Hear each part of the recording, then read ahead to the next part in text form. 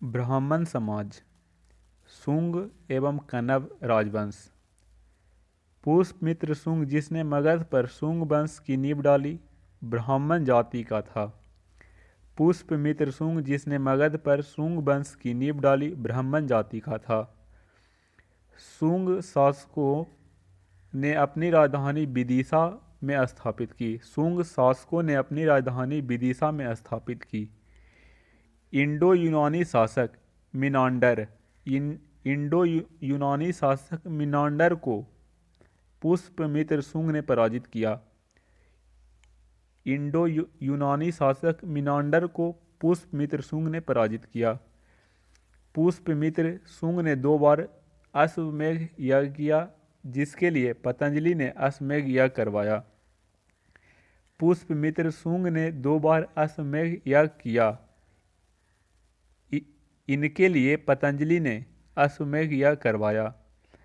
भरहुत स्तूप का निर्माण पुष्यमित्र शुंग ने करवाया। भरहुत स्तूप का निर्माण पुष्यमित्र शुंग ने करवाया। शुंग वंश का अंतिम शासक देवभूति था। शुंग वंश का अंतिम शासक देवभूति था। इसकी हत्या 73 ईसा पूर्व में वासुदेव ने किया।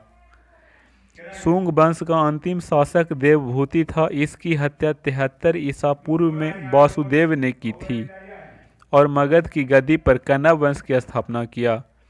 कण्व वंश का अंतिम राजा सुशर्मा था। कण्व वंश का अंतिम राजा सुशर्मा था। सातवाहन राजवंश। सिमुक ने 60 ईसा पूर्व में सुशर्मा की हत्या कर दी और सातवाहन वंश की स्थापना की। सातवाहन आंध्र वंश। सातवाहन को आंध्र वंश शासकों ने अपनी राजधानी प्रतिष्ठान गोदावरी नदी के किनारे में स्थापित की। प्रतिष्ठान महाराष्ट्र के औरंगाबाद जिले में है। सिमुक ने 60 ईसा पूर्व में सुशर्मा की हत्या कर दी और सातवाहन वंश की स्थापना की।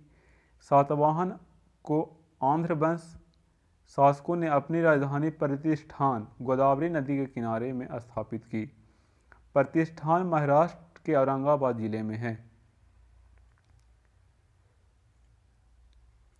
सातवाहन वंश के प्रमुख शासक थे सिमुक, सातकर्णी, गौतमी पुत्र सातकर्णी, विशिष्ट पुत्र पुलुमावी तथा यज्ञश्री सतकर्णी।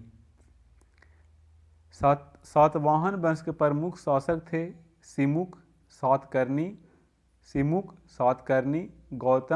गौतमी पुत्र सातकर्णी, विशिष्ट पुत्र पुलुमावी तथा यज्ञश्री सतकर्णी। सतकर्णी ने 2 अश्वमेध तथा 1 राजसूय यज्ञ किया। सतकर्णी ने 2 अश्वमेध तथा 1 राजसूय यज्ञ किया। सातवाहन शासकों के समय के प्रसिद्ध साहित्यकार हाल एवं गुणाढ़ थे। हाल ने गाथा सप्तशती तथा गुणाढ़ ने बृहद कथा नामक पुस्तक की रचना की। सातवाहन शासकों के समय के प्रसिद्ध साहित्यकार हाल एवं गुणाढ़ थे। हाल ने गाथा सप्तशती एवं गुणाढ़ ने बृहद कथा नामक पुस्तक की रचना की। सातवाहन शासकों ने चांदी, तांबे, सीसा, पोटीन और कांसे की मुद्रा का प्रचलन किया। सातवाहन अपना सिक्का ढालने में जिस सिक्के का इस्तेमाल करते थे उसे रोम से मंगाया जाता था। सातवाहनों के समय सर्वाधिक सिक्के शीशे के बने थे। सातवाहन शासकों ने चांदी, तांबे, सीसा, पोटीन और कांसे की मुद्रा का प्रचलन किया। सातवाहन अपना सिक्का ढालने में जिस सीसा का इस्तेमाल करते थे उसे रोम से मंगाया जाता था। सातवाहनों के समय सर्वाधिक सीसा शीशे के ही बने थे। ब्राह्मणों के भूमि अनुदान देने की प्रथा का आरंभ सातवाहन शासकों ने ही सर्वप्रथम किया। भूमिदान की सर्वप्राचीन पुरालेखीय प्रमाण शताब्दी ईसा पूर्व सातवाहनों के नानाघाट अभिलेख से मिला है, जिसे अश्वमेध यज्ञ में एक गांव दान देने का उल्लेख है। ब्राह्मणों को भूमि अनुदान देने की प्रथा का आरंभ सातवाहन शासकों ने सर्वप्रथम किया। भूमिदान का सर्वप्राचीन पुरालेखीय प्रमाण शताब्दी ईसा पूर्व सातवाहनों के नानाघाट अभिलेख से मिलता है, जिसमें अश्वमेध यज्ञ में एक गांव दान देने का उल्लेख है। सातवाहनों की राजकीय भाषा प्राकृतिक एवं लिपि ब्राह्मणी थी।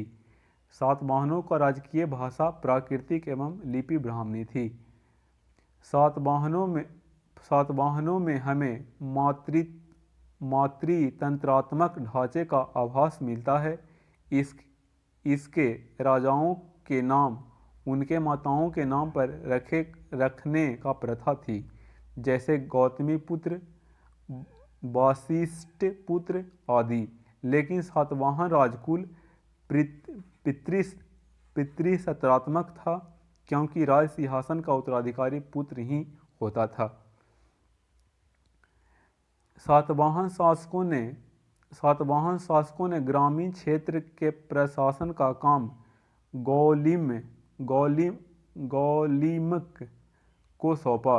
गौलिमक एक सैनिक टुकड़ी का प्रधान होता था, जिसमें 9 रथ, 9 हाथी, 25 घोड़े और 45 पैदल सैनिक होते थे। सातवाहनों की महत्वपूर्ण स्थापत्य कृति है कार्ले का चैत्य, अजंता एवं एलोरा की गुफा का निर्माण, अमरावती कला का विकास। सातकर्णी एवं अन्य सभी सातवाहन शासक दक्षिणापथ के स्वामी कहे जाते थे। सातकर्णी एवं अन्य सभी सातवाहन शासक दक्षिणापथ के स्वामी कहे जाते थे। सातवाहन राज्य ने उत्तर और दक्षिण भारत के बीच सेतु का काम किया। सातवाहन राज्य जो था उत्तर और दक्षिण भारत के बीच सेतु का काम किया।